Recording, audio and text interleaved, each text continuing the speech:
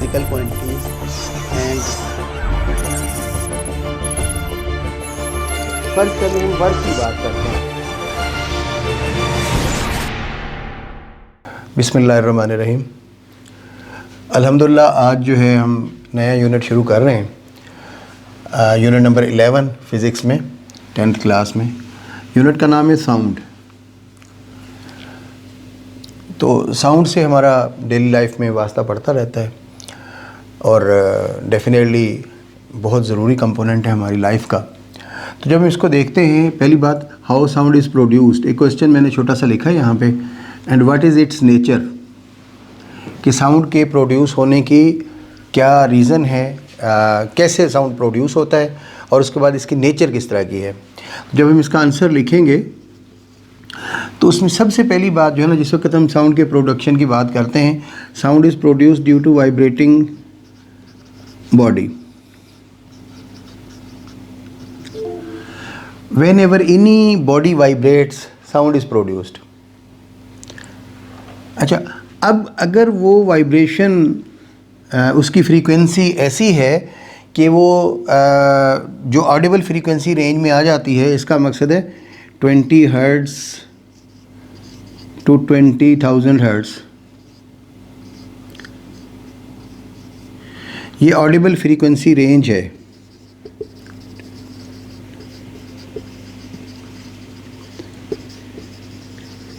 For human.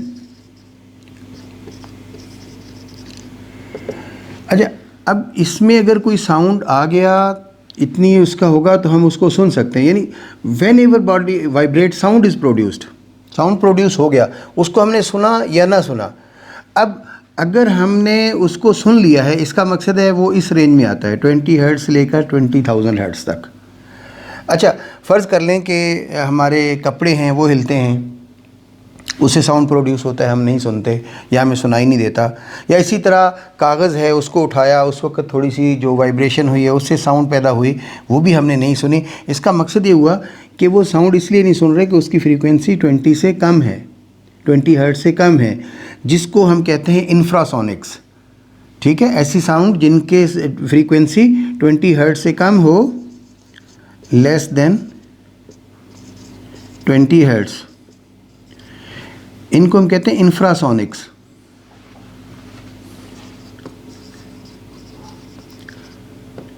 इसका मकसद ये हुआ कि अगर कोई भी ऑब्जेक्ट, अब ये मार्कर है फ़र्ज़ करें, ऐसे वाइब्रेट कर रहा है, साउंड प्रोड्यूस हो रहा है, लेकिन मैं नहीं सुन रहा, आप भी नहीं सुन रहे। इसकी रीज़न ये है कि ये 20 हर्ट्ज़ इसकी फ्रीक्वेंसी नहीं है। अगर ये 1 सेकंड में 20 बार या इससे ज़्यादा बार वाइब्रेट करेगा तो उस वक्त हम इसके साउंड को सुन सकेंगे।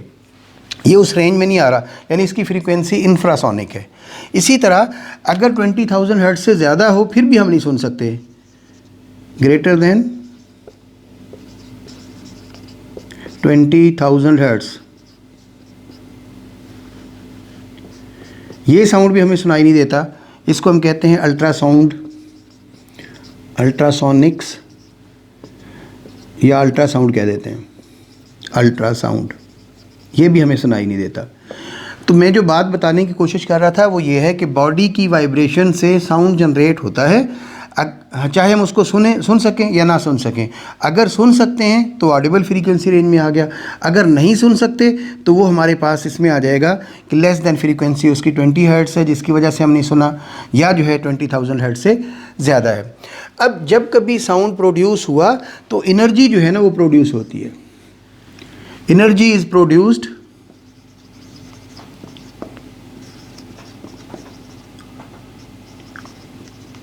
Bye vibrating body. अब जब एनर्जी प्रोड्यूस होती है तो वही एनर्जी जो हमारे पास प्रोड्यूस हुई है वो एक्चुअली हमारी एनर्जी साउंड है, और ये मूव करेगा, एक जगह से दूसरी जगह जाता है, एक जगह रुक नहीं सकता। ठीक है, हायर प्रेशर से लोअर प्रेशर की तरफ इसने मूव करना है। जब हम बात करते हैं प्रेशर इंक्रीज़ होता है तो वो लोअर प्रेशर की तरफ साउंड हमारा मूव करेगा। तो एनर्जी जो है ना हमारे पास जो प्रोड्यूस होती है वो साउंड हमारे पास उसमें आ जाएगा कि ये वाइब्रेशन की वजह से वो हो गया। जब कभी भी साउंड प्रोड्यूस होता है तो सिंपल हमने ये कहना है वाइब्रेशन ऑफ द बॉडी की वजह से होता है। और ये जो है हमारे पास एनर्जी है जो एक जगह से दूसरी जगह मूव करती है, उसको हम सुन सकते हैं। कुछ फैक्टर्स हैं जिन पे साउंड डिपेंड करता है, वो लाजमी है हमारे, उनको डिटेल से हम डिस्कशन करेंगे बाद में। एक वाइब्रेटिंग बॉडी का होना ज़रूरी है, मीडियम का होना ज़रूरी है, और उसके बाद लिसनर यानी सुनने वाले का होना ज़रूरी है। तो ये 3 फैक्टर्स हमारे पास आएंगे। अगर हम इसकी नेचर की बात करते हैं,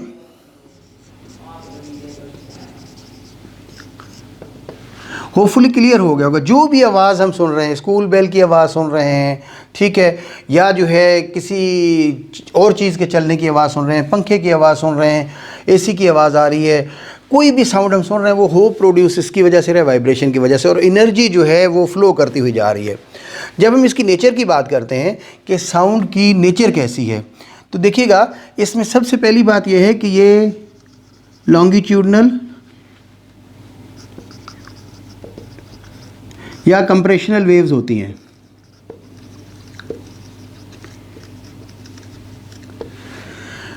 लॉन्गिट्यूडनल वेव्स या कंप्रेशनल वेव्स, ये मैकेनिकल वेव्स की टाइप्स हैं। मैकेनिकल वेव्स,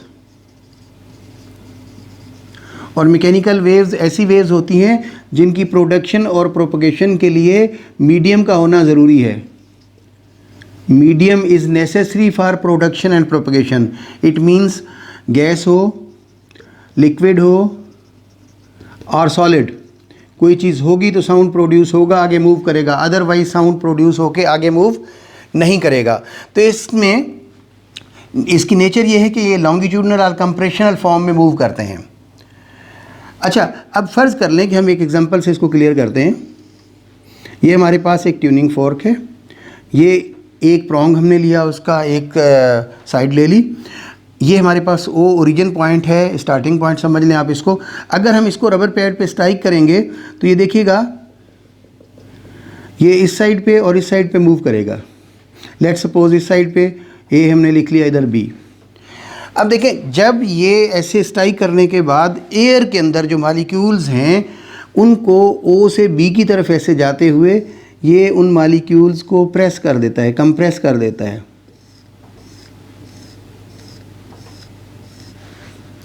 अच्छा, ये इसने प्रेस कर दिए मालिक्यूल्स को, इस देखें इस तरफ हो गया ये। अब क्या होता है, जैसे इस तरफ गया वाइब्रेशन जो है ना, एक साइड पे एक्सट्रीम पे जाके फिर ये वापस आता है ऐसे इस तरफ। जब ये दोबारा इधर आता है ऐसे, इस दरमियान में जो एयर होती है वो इस स्पेस को इस जगह पे फिल करेगी और हमारे पास जो है नॉन कंप्रेस्ड पार्ट आ जाएगा। फिर दोबारा इसने ऐसे प्रेशर देना है, फिर आगे कंप्रेशन हमारे पास आ जाएगा।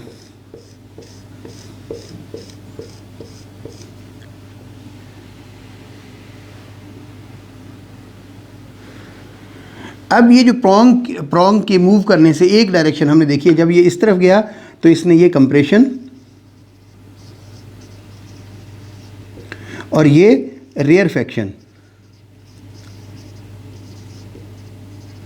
फिर कंप्रेशन और रेयरफेक्शन, इस तरह ये मूव करता हुआ इस डायरेक्शन में ये जा रहा है। इसका मकसद ये हुआ कि साउंड एक ऐसी चीज़ है जो हमारी प्रोड्यूस हुई वाइब्रेशन की वजह से, उसने एक जगह से दूसरी जगह मूव किया लॉन्गिट्यूडनल और कंप्रेशनल वेव्स की शक्ल में। ये कंप्रेशन हमारे पास, रेयरफेक्शन, फिर कंप्रेशन, फिर रेयरफेक्शन। तो पार्टिकल्स ऑफ मीडियम साउंड के साथ एनर्जी मूव करती हुई इस डायरेक्शन से दूसरी डायरेक्शन में साथ साथ चलती जाएगी या साथ ही वो ट्रैवल करती जाएगी। इस तरह साउंड जो है एक जगह से दूसरी जगह तक पहुंचता है। तो ये जो है ना इसकी नेचर है। तो बिल्कुल सिंपल कि साउंड जो है वाइब्रेशन की वजह से जनरेट होता है और इसकी जो मूवमेंट है एक जगह से दूसरी जगह पहुंचने के लिए वो हमारे पास जो है वो लॉन्गिट्यूडनल है। और इसमें बिल्कुल क्लियर हमने इसमें डिटेल में जब लिखेंगे वो सिंपल इसी तरह ओ से बी की तरफ जाएगा, ये कंप्रेस कर देगा एयर को, कंप्रेशन फॉर्म होगा, फिर दोबारा ओ से जी बी से ए की तरफ जिस वक्त ये दोबारा वापस आएगा प्रॉन्ग, तो वो हमारे पास एयर के मालिक्यूल्स जो करीब करीब होंगे वो इसको मौजूद होंगे, उनके ऊपर प्रेशर कम होगा, इस वजह से वो रेयरफेक्शन बनेगा। इसी कंप्रेशन और रेयरफेक्शन की कम्बिनेशन से साउंड जो है वो आगे की तरफ ट्रैवल करना शुरू कर देगा या मूव करेगा। तो ये जो है ना हमारे पास है इसकी नेचर के लॉन्गिट्यूडनल है और उसके बाद मीडियम का होना इसमें ज़रूरी है। मीडियम अगर होगा तो साउंड ट्रैवल करेगा, अदरवाइज साउंड ट्रैवल नहीं कर सकता। एक चीज़ ये हो गई। फिर उसके बाद साउंड जब मूव करता है एयर में भी, मैंने अभी आपको बताया, ठीक है, लिक्विड से और गैस से, तो स्पीड ऑफ साउंड डिफरेंट होती है डिफरेंट चीज़ों के लिए। स्पीड ऑफ साउंड सबसे ज़्यादा होती है सॉलिड में, क्योंकि उसके मालिक्यूल ज़्यादा करीब होते हैं। उससे कम होती है लिक्विड में, उससे कम होती है गैसेस के अंदर। डेली लाइफ में जब हम देखते हैं तो ये जो है हमारे पास इसकी मूवमेंट होती है। गैस में आवाज़ जो हम सुनते हैं थ्रू एयर, उसकी स्पीड कम है, लिक्विड में वो ज़्यादा है, सॉलिड में इससे भी ज़्यादा है। इसको ज़्यादा डिटेल से हम मज़ीद अगले पॉइंट्स में पढ़ेंगे। ये क्वेश्चन मैंने लिखा है यहाँ पे, prove with the help of simple experiment that material medium is necessary for production and propagation of sound. It means medium का या मटीरियल का होना ज़रूरी है साउंड के प्रोडक्शन और प्रोपगेशन के लिए। ये हमने एक एक्सपेरिमेंट के साथ प्रूव करना है। अगर मीडियम नहीं होगा तो साउंड एक जगह से दूसरी जगह मूव नहीं करेगा, प्रोडक्शन भी उसकी वहाँ पे नहीं होगी। ये हमने प्रूव करना है। इसकी बहुत सी एग्जांपल्स हम डेली लाइफ में लेते हैं, लेकिन एक सिंपल सी एग्जांपल अगर हम ले लें, फ़र्ज़ कर लें ये हमारे पास सन है, इसमें बहुत से एक्सप्लोजन्स हो रहे होते हैं जिसकी वजह से यहाँ से हीट इसमें प्रोड्यूस होती है और उसके बाद लाइट भी प्रोड्यूस होती है एक्सप्लोजन्स की वजह से, और इसी तरह इसमें से साउंड भी जनरेट होता है। लेकिन आप देखें अर्थ पे इनमें से हीट भी पहुंच रही है, लाइट भी पहुंच रही है, साउंड नहीं पहुंच रहा। इसकी रीज़न ये है कि यहाँ पे इस जगह पे दरमियान में वैक्यूम है।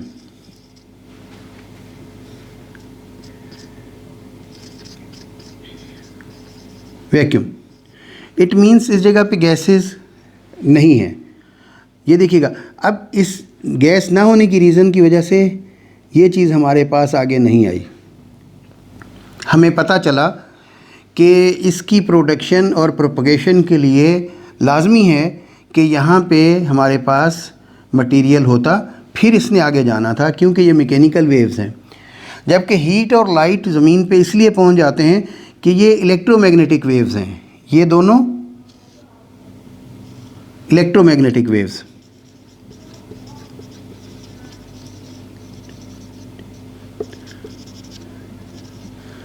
अच्छा, अब इसके ना इनके चले नीचे जाने की रीज़न ये है कि इनके लिए कोई ज़रूरी नहीं है कि मीडियम हो या मटेरियल हो, जबकि इसमें हमारे पास मीडियम का होना ज़रूरी है। ये मैकेनिकल वेव्स हैं, मैकेनिकल वेव्स। अब अगर यहाँ पर गैसेस नहीं है तो साउंड आगे ज़मीन तक हमारे पास नहीं पहुँच सका, नहीं पहुँचा, क्योंकि ये मैकेनिकल नेचर की वजह से। अच्छा, इसी तरह अगर हम देखते हैं जब भी कोई साउंड प्रोड्यूस होता है तो उसके जो हमारे पास सबसे पहले एक हमारे पास वाइब्रेटिंग बॉडी का होना ज़रूरी है। अगर बॉडी वाइब्रेट करेगी साउंड जनरेट होगा, डिस्टर्बेंस प्रोड्यूस होंगे, एनर्जी एक जगह से दूसरी साइड पे फ्लो करेगी, साउंड प्रोड्यूस हो जाएगा। दूसरा हमारे पास जो है मीडियम का होना ज़रूरी है, सॉलिड, लिक्विड, गैस। अगर मीडियम अवेलेबल है साउंड उसके अंदर से ट्रैवल करेगा, अदरवाइज़ ये सूरत हाल होगी, साउंड आगे मूव नहीं कर सकेगा।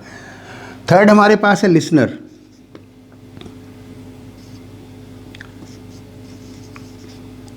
जिसको हम ईयर कह लेते हैं, सुनने वाला भी कोई मौजूद होना चाहिए। ये तीन फैक्टर्स हैं। मीडियम मौजूद हो, लिसनर ना हो तो भी साउंड का कोई कंसेप्ट नहीं है। वाइब्रेटिंग बॉडी मौजूद है हमारे पास, मीडियम है तो लिसनर नहीं है, फिर भी साउंड का कोई कंसेप्ट नहीं है। ये हमारे पास फैक्टर्स उसके हो जाएंगे जो नेसेसरी हैं साउंड के लिए। अब हमारा मेन फोकस इस वक्त इस पे है, मीडियम पे, कि मीडियम का होना ज़रूरी है। अगर मीडियम नहीं होगा साउंड प्रोड्यूस होके आगे मूव नहीं करेगा, उसकी प्रोडक्शन नहीं होगी। इसकी बहुत सी एग्जांपल्स डेली लाइफ से हम ले सकते हैं। फ़र्ज़ कर लें कि एक और एग्जांपल हम इसमें लेते हैं। हम एक बेल जार ले लेते हैं और ये ट्रांसपेरेंट हमारे पास, इसमें से यहाँ पे एक वैक्यूम के लिए हमने कि टूवर्ड्स वैक्यूम, अगर हम इसमें से गैसेस निकालना चाहें वो हम निकाल सकें। और इधर से हमने इसके साथ एक यहाँ पे बेल लगा दी और उसके साथ ये हैमर वगैरह लगा हुआ है, हमें नज़र आ रही है बेल। ये कनेक्शन है, कॉपर वायर्स हमारी हो गई, पॉजिटिव नेगेटिव उसके लिए, टर्मिनल के लिए। अच्छा, इसको हमने फिक्स कर लिया इसके अंदर।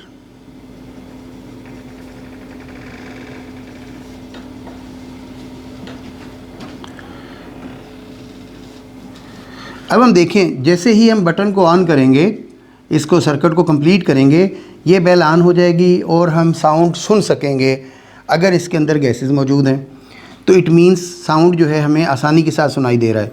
लेकिन अगर हम इसमें से गैसेस निकाल देते हैं और इसको बंद कर देते हैं, यानी इसमें से गैस निकाल दी वैक्यूम पंप के ज़रिए, गैस सक की बाहर की तरफ, और उसके बाद फिर उसको वो कर लिया, तो उस सूरत में हमारे पास क्या होगा? तो अब इसके अंदर गैसेस नहीं है, हम इसको देख रहे होंगे, ये हैमर इसके साथ गोंग के साथ स्ट्राइक कर रहा होगा, साउंड इसके ऊपर जो यानी हम लगेगी ये चीज़, इसके ऊपर महसूस हो रहा होगा कि ये लग रहा है, लेकिन बाहर हमें कोई आवाज़ सुनाई नहीं दे रही। रीज़न ये है कि यहाँ पे मीडियम जो है वो मिसिंग है। अगर मीडियम मौजूद होता तो साउंड आसानी के साथ हमारे पास ट्रैवल करता हुआ आ जाता, या हम आसानी से उसको साउंड को सुन सकते थे। तो इस तरह जो है ना, इसके साथ हम चेक कर सकते हैं। इसी तरीके से एक और एग्जांपल हम ले सकते हैं। फ़र्ज़ कर लें कि ये जो रेलवे ट्रैक होता है, इस पे भी अगर यहाँ पे कोई हैमरिंग होती है ए पॉइंट पे, तो दूसरी पॉइंट जो काफ़ी दूर है कहीं पर, तो वो उस जगह पे भी साउंड जो है वो सुनाई देता है। इसके अंदर प्रोड्यूस होने वाला साउंड यहाँ पे कैसे पहुँचता है? थ्रू मीडियम या मटेरियल पहुँच जाता है। अगर हम पानी के अंदर बेल जार को किसी बेल को चलाते हैं और स्टेथोस्कोप के ज़रिए कानों को लगा के फिर उसके बाद साउंड को सुनने की कोशिश करते हैं, तो वो भी हमें आसानी के साथ पता चल जाता है, या साउंड को हम सुन सकते हैं। अच्छा, अब पानी के अंदर बेल जार को बेल को चलाया, या स्टोन्स को, पीबल्स को हमने ऐसे आपस में स्ट्राइक किया, वो साउंड स्टेथोस्कोप के ज़रिए हमने सुन लिया, वो ये रेलवे ट्रैक वाला हो गया।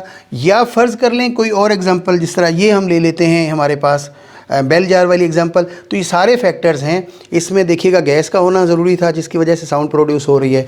इसमें हमारे पास जो है सॉलिड की मौजूदगी की वजह से हम साउंड सुन रहे हैं। और वो जो पानी वाली एग्जांपल है, उसके अंदर भी हम जो है मकसद है जो सुनते हैं, लिक्विड के अंदर से उसको सुनाई देता है हमें। तो साउंड जो है वो सबसे ज़्यादा स्पीड उसकी जो है ना, वो होती है सॉलिड में, फिर उससे कम होती है लिक्विड में, फिर उससे कम होती है गैसेस में। तो ये भी अपने याद कर लेना है, जहन में रख लेना है। तो डिफरेंट मेथड्स से हम इस चीज़ को चेक कर चुके या देख चुके, डिफरेंट मैंने एक्सपेरिमेंट्स आपसे शेयर किए डेली लाइफ से, जिससे ये पता चलता है कि साउंड जो है उसकी प्रोडक्शन और प्रोपगेशन के लिए हमारे पास मीडियम का होना ज़रूरी है। और मीडियम में सॉलिड, लिक्विड, गैस, वो हमने चेक किया कि एक्सपेरिमेंट के साथ कि मीडियम या मटेरियल, हमने तीनों एग्जांपल्स लिए हैं, गैसेस की भी ली हैं, सॉलिड की भी ली हैं और लिक्विड की भी ली हैं। तो वो मीडियम जो है प्रोडक्शन और प्रोपगेशन के लिए ज़रूरी है। अगर मीडियम नहीं होगा, साउंड एक जगह से दूसरी जगह प्रोड्यूस नहीं होगा, या प्रोडक्शन उसकी नहीं होगी, या प्रोपगेशन भी नहीं होगी। इसको मज़ीद आप नोट्स में पढ़िएगा जो मैं इसके साथ इनक्लोज करूँगा। अभी हमने देखा कि साउंड जो है प्रोड्यूस होता है, और वो साउंड जो है हमारे पास मीडियम हमने देख लिया, उसका लिसनर की बात हो गई, और साथ ही हमने ये चीज़ चेक की, सॉरी ये तो अलग चीज़ है, यहाँ से दोबारा शुरू। अच्छा, अब हम देखेंगे distinguish between musical sound and noise. It mean जो साउंड प्रोड्यूस हुआ है वो म्यूज़िकल साउंड है या नॉइज़ है। अब म्यूज़िकल साउंड कौन सा होता है? जो प्लेजेंट इफ़ेक्ट छोड़ता है लिसनर पर, प्लेजेंट इफ़ेक्ट ऑन लिसनर, सुनने वाले को अच्छा लगता है, ठीक है ना। जिस तरह हम एग्जांपल लेते हैं इसमें, फ़र्ज़ कर लें sound produced by the flute, violin, guitar, etcetera. यानी जो चीज़ सुनने में अच्छी लगे, अच्छा इम्पैक्ट दे, उसको हम कहते हैं कि ये म्यूज़िकल साउंड है।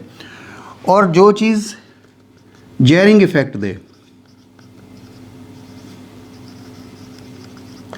सुनने में अच्छी ना लगे, सुनने से सर दर्द शुरू हो जाता है या बंदे को और अजीब किस्म की कैफियत हो जाती है, तो वो जो है साउंड हमारा नॉइज़ है।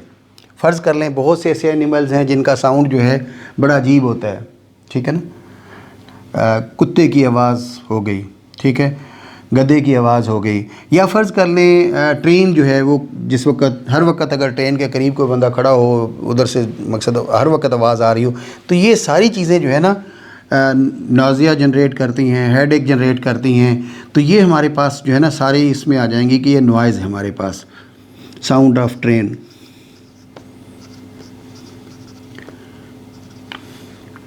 ठीक है, और डॉग्स की आवाज़, ठीक है, साउंड ऑफ डॉग्स एक्सेट्रा। कोई भी ऐसी चीज़ें जो हमें सुनने में अच्छी नहीं लगेंगी उनको हम कहेंगे कि ये जो है हमारा नॉइज़ है। अच्छा, दूसरा जो इसमें हम देखते हैं म्यूज़िकल साउंड, यानी जो सुनने में अच्छा लगता है ये सुनने में अच्छा नहीं लगता। अच्छा लगने की रीज़न इसकी क्या होती है कि इसकी पर्टिकुलर जो है ना फ्रीक्वेंसी होती है, कोई पर्टिकुलर फ्रीक्वेंसीज़ होती हैं इनकी, फ्रीक्वेंसीज़।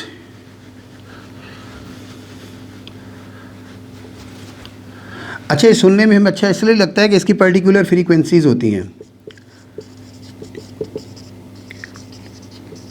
फ्रीक्वेंसीज़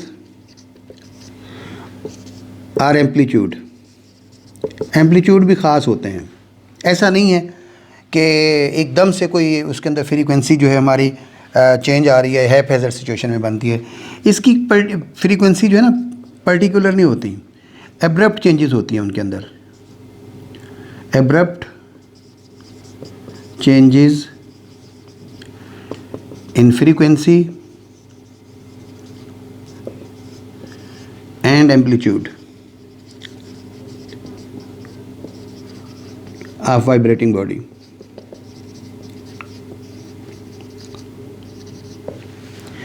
यानी अगर किसी ख़ास पर्टिकुलर फ्रीक्वेंसी के साथ कोई भी साउंड जनरेट किया जाता है वो अच्छा लगता है, वो म्यूज़िकल साउंड होता है। लेकिन अगर कुछ चीज़ अचानक से होती है या जो है एब्रप्ट उसके अंदर चेंजेस आती हैं तो वो हमारे पास जो है साउंड वो नॉइज़ होता है जो एकदम से मकसद जनरेट होना शुरू हो जाता है। इसको अगर हम देखें, इसकी पिक्टोरियल रिप्रेजेंटेशन देखें, ग्राफिकल रिप्रेजेंटेशन अगर हम, तो इसका मकसद ये होगा, सपोज़ ये हमारे पास जो है तो इसकी फ्रीक्वेंसी ऐसे है, एम्पलीट्यूड भी एक स्पेसिफिक उसके साथ है, ये म्यूज़िक। जब हम नॉइज़ की बात करेंगे तो उसमें